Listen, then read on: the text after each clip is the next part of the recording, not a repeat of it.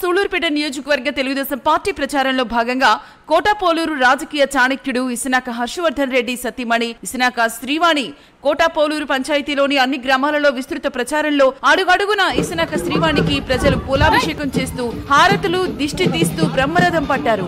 ఇసినాక శ్రీవాణి ఈ సందర్భంగా మాట్లాడుతూ చంద్రబాబు చేసినటువంటి అభివృద్ధి పనులు, జన్మభూమి కార్యక్రమాలు, అక్క చెల్లెమ్మలకు పసుపు కుంకుమ పథకాల గురించి ప్రజలందరికీ వివరించి రేపు జరగబోయే సార్వత్రిక ఎన్నికల్లో ఉమ్మడి అభ్యర్థి అయిన నెలవల విజయశ్రీను, తిరుపతి పార్లమెంట్ అభ్యర్థి వెలగపల్లి వరప్రసాద్ ను మీ అమూల్యమైన ఓటు ఒకటి సైకిల్ గుర్తుకు, మరొకటి కమలం గుర్తుకు ఓటు వేసి అధిక మెజార్టీతో గెలిపించాలని ప్రజలందరినీ అభ్యర్థించారు.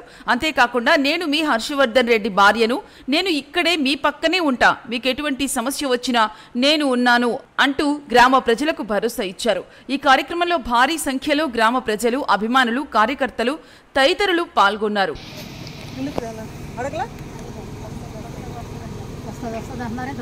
ఇప్పుడు ఒకటే చెప్తున్నాను, 5 సంవత్సరాల నుంచి మీరు అనుభవించింది ఒక లెక్క.